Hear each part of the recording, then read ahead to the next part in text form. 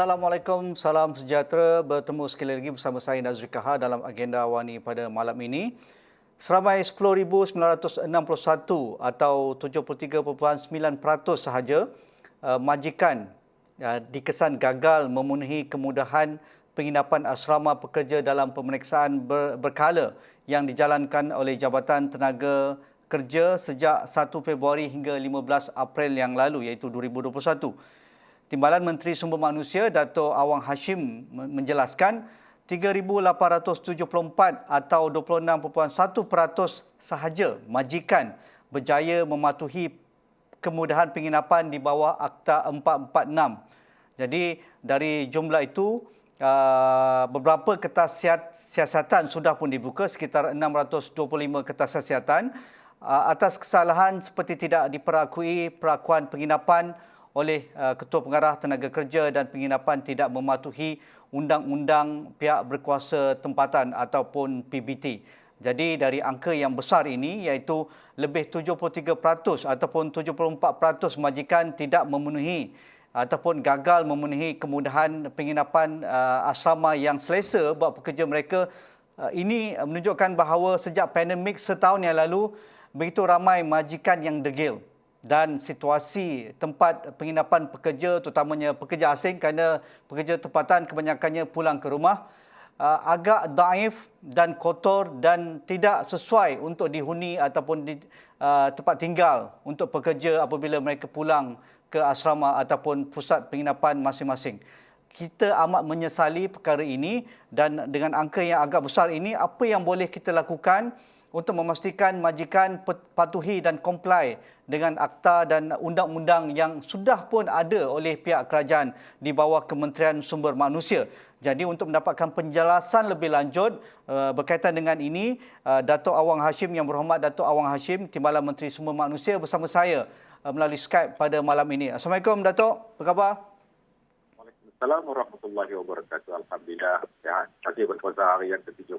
Terima kasih, Datuk. Datuk, dengan kenyataan Datuk semalam di Alostar berkaitan dengan kedegilan majikan kita untuk menyediakan penginapan yang selesa dan sesuai untuk ditinggal oleh pekerja, terutamanya pekerja asing ini, sejak kita ketahui pandemik COVID-19 inilah yang menyebabkan tempat penginapan, tempat kerjalah yang menjadi tempat jangkitan yang serius di kebanyakan negeri. Apa yang boleh Datuk katakan? Adakah ini memang mereka tidak mahu berubah ataupun kita perlu bertindak lebih tegas lagi kepada majikan yang degil ini? Terima kasih saudara Haji Nazri Kahar yang membangkitkan beberapa perkara tentang masalah penginapan. Ataupun sekarang ini kita lebih jelas, lebih berpengetahuan tentang Akta 446, iaitu Akta Accommodation ataupun penempatan ataupun penginapan kepada pekerja-pekerja, termasuk pekerja-pekerja yang ada domestik atau pekerja rakyat Malaysia dan juga pekerja-pekerja daripada negara luar yang datang bekerja di sini ataupun disebut foreign workers atau pekerja asing.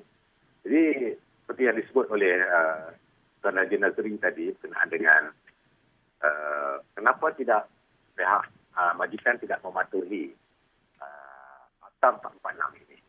Ialah seperti yang kita ketahui, sebelum ada pandemik COVID-19 ini, Akta ini sudah ada.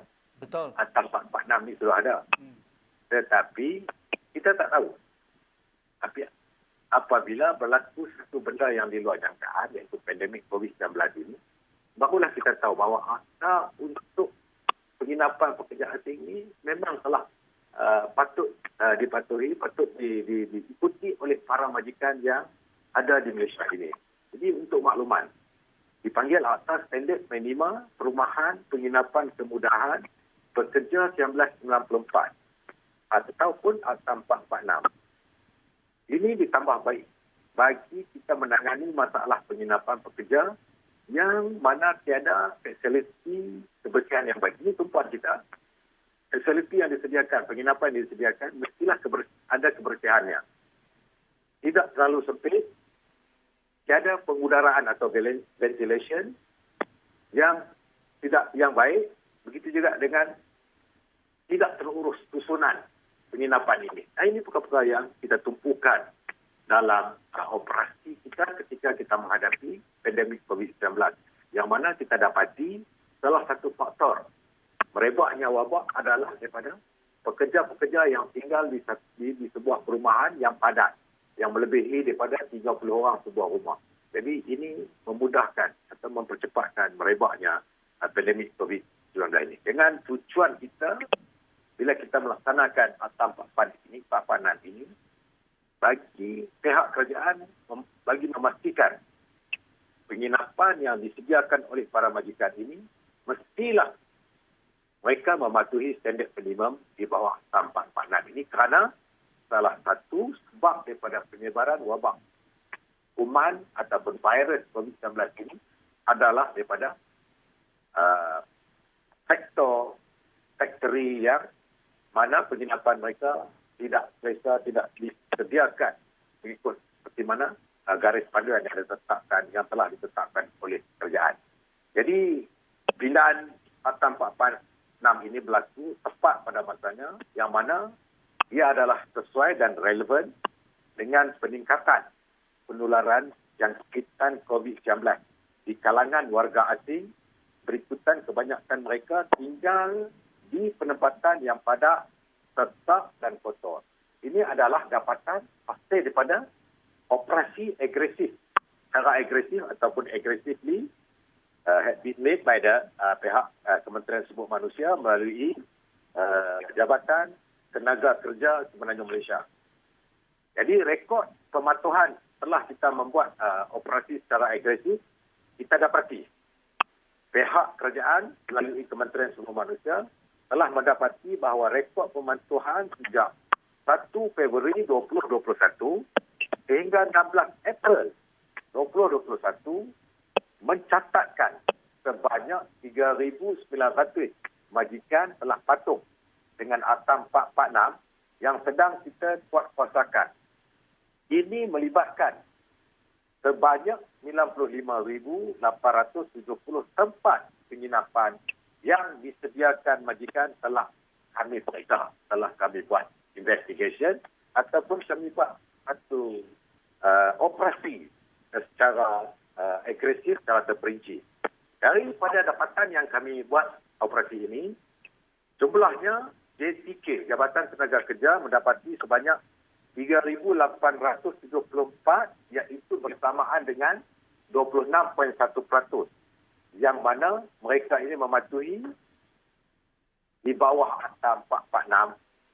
Manakala 10,961 ataupun 73.9% yang kami kesan dapatannya masih tidak mematuhi peraturan yang telah ditetapkan oleh kerajaan menerusi Akta 446 di bawah Kementerian Sumber Manusia yang mana agensi pelaksananya adalah Jabatan Tenaga Kerja Semenanjung Malaysia.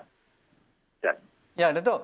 Dari Akta 446 ini, antara lain kalau kita lihat, ia mensyaratkan majikan dan juga penyedia penginapan berpusat untuk memperolehi perakuan penginapan dari JTK Semenanjung Malaysia sebelum premis dibenar ataupun dijadikan tempat tinggal ataupun pekerja. Itu satu, mesti mendapat kebenaran JTKSM daripada Jabatan Tenaga Kerja.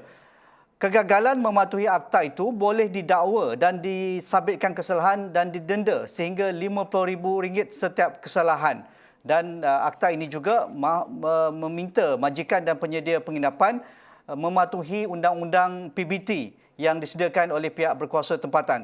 Dari sebuan-sebuan pihak JTKSM sepanjang setahun yang lalu dengan angka yang Datuk jelaskan tadi, adakah majikan yang terlibat ini dari peratusan yang begitu rendah ini yang mematuhi dan yang tidak mematuhi itu sudah pun dibawa ke mahkamah ataupun didenda, dan adakah ianya menjadi pengajaran kepada majikan lain?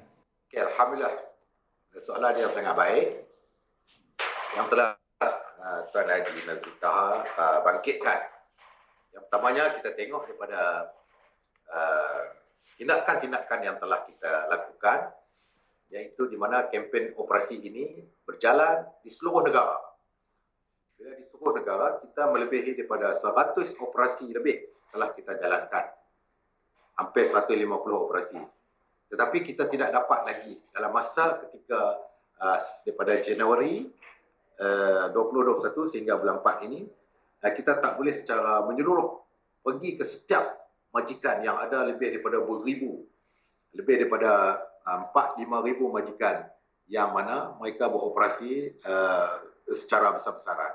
Tapi walau macam mana pun, dalam konteks ini kita tengok daripada sekitar 27% yang dibangkitkan tadi oleh Cik Nazri, peratusan ini bagi kita amat kecil. Kita perlu tingkatkan lagi usaha-usaha kita di mana kita memberi awareness ataupun kesedaran kepada majikan-majikan yang kurang ada kesedaran dalam kalangan majikan tentang kepentingan menyediakan penginapan, perumahan dan kemudahan yang kondusif kepada para pekerja. Tadi saya sebut tadi, untuk pekerja tempatan tidak ada masalah sangat sebab mereka ada rumah sendiri dan mereka tahu culture di negara kita kerana mereka rakyat Malaysia. Bagi foreign workers ataupun pekerja-pekerja asing yang kita bawa masuk, mereka satu, negara tempat baru pada mereka. Yang kedua, adat budaya di sini mereka tidak faham dan mereka membawa bersama adat resam ataupun budaya daripada negara mereka ke sini. Kalaulah pihak majikan yang tidak ada kesedaran tidak memberitahu benda yang boleh, benda yang tidak boleh dan juga perkara-perkara di segi kebersihan dan sebagainya, jadi pekerja asing ini tidak tahu. Jadi dalam keadaan ini kita harap kita perlu mendidik kepada majikan supaya mereka juga berpegang kepada dogma bahawa penginapan yang mereka sediakan dalam Malaysia adalah jauh lebih baik berbanding dengan asal para pekerja, khususnya pekerja asing.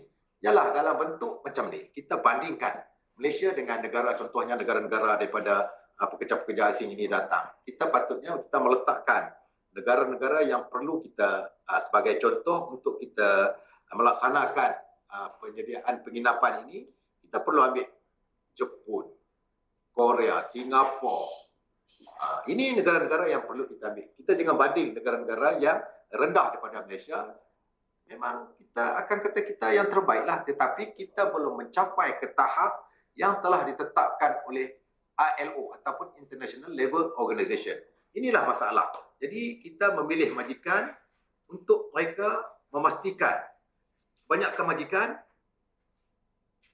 tidak berapa ambil berat tentang penginapan. Biar apabila berlaku pandemik COVID-19 ini baru kita tahu. Salah satu punca merebaknya pandemik COVID-19 ini bermula daripada kluster factory yang mana tempat tinggal mereka ini bersesak-sesak seperti yang kita sebut tadi. Jadi majikan lebih mudah mengambil sikap ambil mudah untuk memilih bagi memastikan modal pusingan mereka mencukupi untuk kelangsungan syarikat berbanding dengan kebajikan pekerja khususnya dalam situasi pandemik sepanjang 2020 ini sehingga kini. Jadi kita tengok, macam saya katakan tadi, pekerja yang kita bawa masuk, foreign workers dari luar, mereka tak tahu apa yang indikator ataupun syarat yang ada dalam negara ini sebagai tempat mereka, tempat tinggal mereka. Mereka tak tahu apa yang disediakan oleh majikan itu ialah bagi mereka. Kecuali kalau mereka ada kesedaran yang tinggi, mereka akan bawa ke pihak majikan untuk berbincang. Tapi tak berlaku pula. Sebab kita ambil pekerja-pekerja yang mana daripada negara yang kita tengok yang ini menjadi satu perkara yang tidak dititik beratkan. Jadi oleh sebab itu, pihak Kementerian Sumber Manusia yang diberi peranan, di bawahnya ada beberapa agensi, termasuk Jabatan Tenaga Kerja ini diberi peranan utama secara agresif mempergiatkan penguatkuasaan terhadap Akta 446 ini. Dan kita tengok rakyat Malaysia pun sebelum ini tak tahu kata Akta 446 ni ada. Apabila berlaku COVID-19, pandemik COVID-19 ini, kita sendiri baru tahu bahawa untuk penginapan pekerja ni memang ada dalam perlembagaan kita dalam akta yang telah diluluskan. Jadi kita lihat mana-mana majikan yang masih belum melaksanakan garis panduan yang telah ditetapkan oleh Jabatan Tenaga Kerja dan maknanya mereka perlu mengambil tindakan untuk melaksanakan segera. Kerana pihak kementerian pihak kerajaan tidak akan berkompromi. Dan tentulah tindakan undang yang tegas akan dikenakan terhadap mereka. Ini termasuklah pendakwaan dan kompaun. Kerana sudah begitu lama kita memberi mereka peluang untuk mereka mengambil tindakan untuk penginapan, sebab akta ini bukan baru. Sebelum ada pandemik COVID-19 pun sudah ada.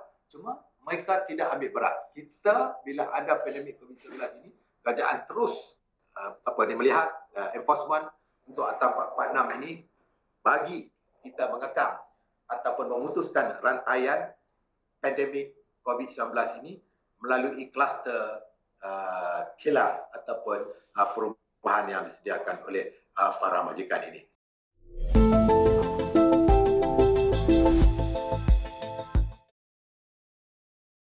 Datuk, adakah selama ini dengan sikap berlemah lembut dan juga tidak bertegas kepada majikan sebelum pandemik ini, walaupun akta ini sudah lama ada, ia sebagai satu faktor utama menyebabkan majikan degil dan tidak ambil endah tentang menyediakan tempat penginapan yang selesa? Adakah itu juga menjadi faktor kurangnya penguatkuasaan dan tidak ada tindakan dan juga follow up dan follow through oleh pihak kementerian untuk memastikan majikan menyediakan penginapan yang selesa kepada pekerja asing ini? Adakah itu sebabnya? Okey, terima kasih Tuan Haji Nazrika. Tindakan memang sedia kita adakan. Tindakan follow up, follow through ini lebih agresif kita lakukan ketika kita menghadapi pandemik COVID-19 ini. Dengan mana kita telah membuka kertas siasatan melebihi 625 kepada jumlah majikan yang angkat lebih daripada 70 parti tadi.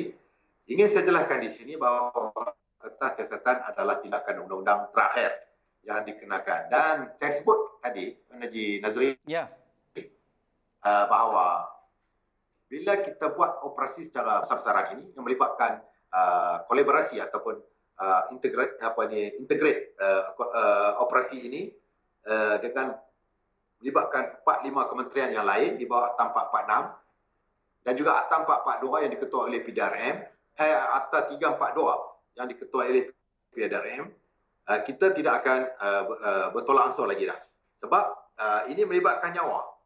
COVID-19 ini melibatkan nyawa. Jadi kita tidak boleh tolak ansur dalam perkara yang melibatkan nyawa. Nyawa adalah perkara nombor satu yang perlu kita jaga.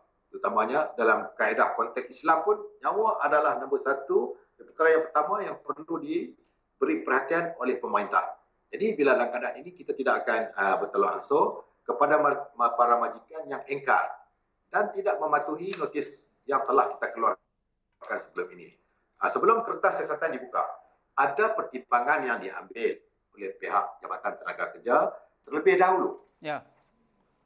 Iaitu kita melihat mungkin mereka dah laksanakan sampai ke peringkat 60 parti, 70 parti. Ini khidmat nasihat supaya mereka tambah baik. Kita beri, ataupun kalau peringkat yang hampir kepada taraf yang kita tetapkan, mungkin kita akan minta mereka tambah baik penginapan yang sedia ada dan juga kita memberi notis pematuhan kepada majikan supaya para majikan mengambil tindakan dengan segera. Ataupun yang terakhir, kita minta mereka arahan pindah pekerja daripada tempat yang sedia ada supaya ditempatkan di tempat baru yang lebih selesa dan mengikut SOP yang telah kita tetapkan.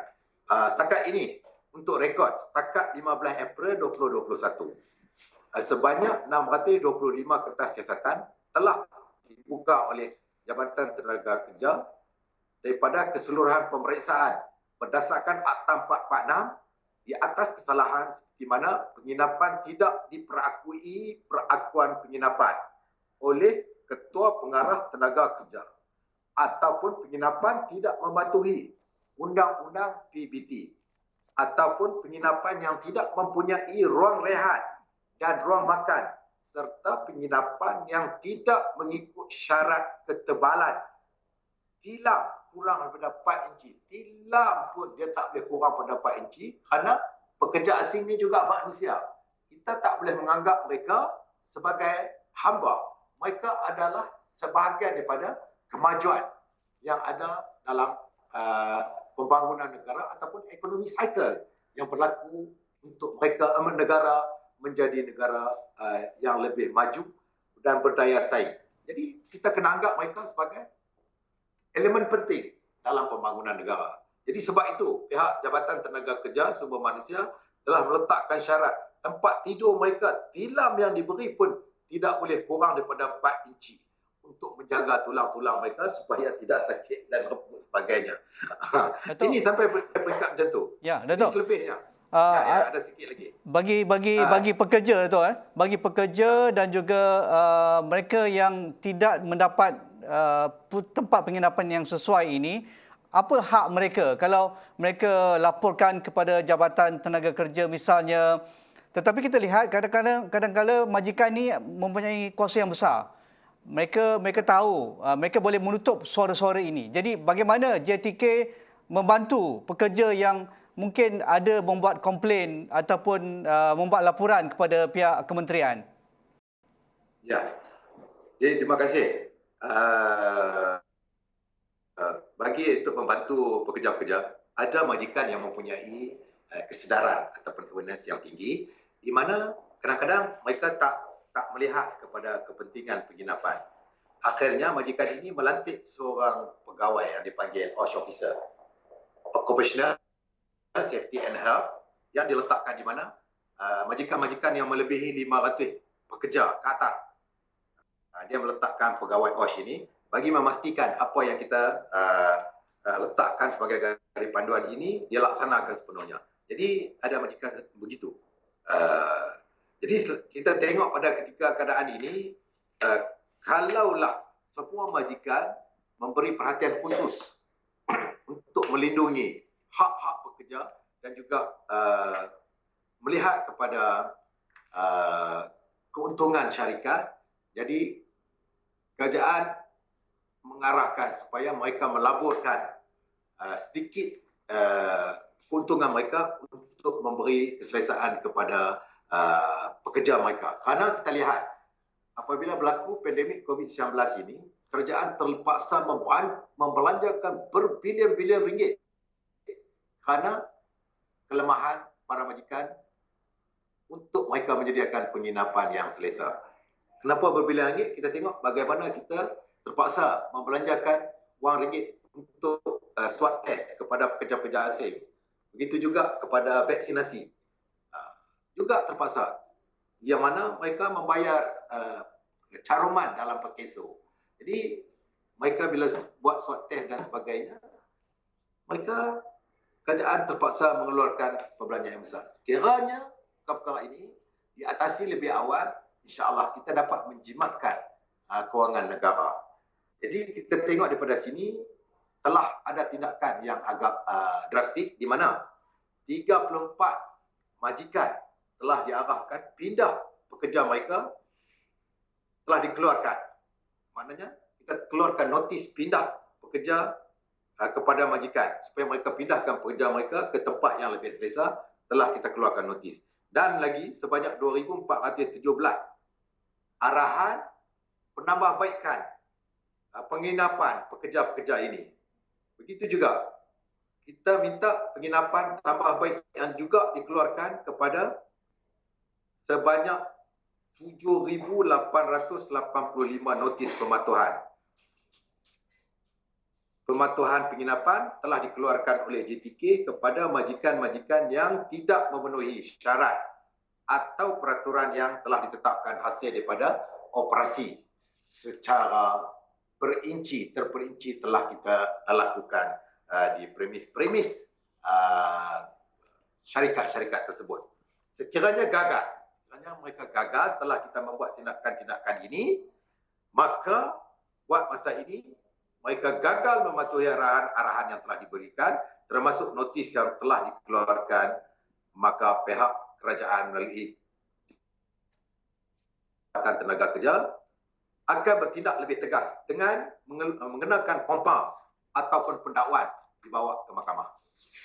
Okey, Datuk, banyak lagi sebenarnya yang ingin kita bincangkan tapi masa tidak mengizinkan. Jika Datuk datang ataupun kembali ke Kuala Lumpur jika ada masa datang ke studio kami akan berbincang lebih lanjut lagi apakah tindakan susulan pihak kementerian dan juga menggunakan akta-akta yang mungkin sedia ada ini tidak cukup lagi, adakah akan ditambah baik dengan penegasan-penegasan baru dengan kompon yang lebih tinggi misalnya untuk memastikan majikan lebih bertanggungjawab untuk memenuhi segala syarat yang ada dalam Akta 446 untuk memastikan menyediakan penginapan yang kondusif, yang selesa, yang bersih dan selamat kepada pekerja mereka. Terima kasih Datuk atas masa yang ada pada malam ini. Itu tadi Datuk Awang Hashim, Timbalan Menteri Sumber Manusia, bercerita tentang majikan yang gagal menyediakan penginapan yang selesa kepada pekerja akibat penularan COVID-19 di tempat kerja dan juga di tempat-tempat penginapan pekerja di seluruh negara. Sekian, Assalamualaikum, kita jumpa lagi.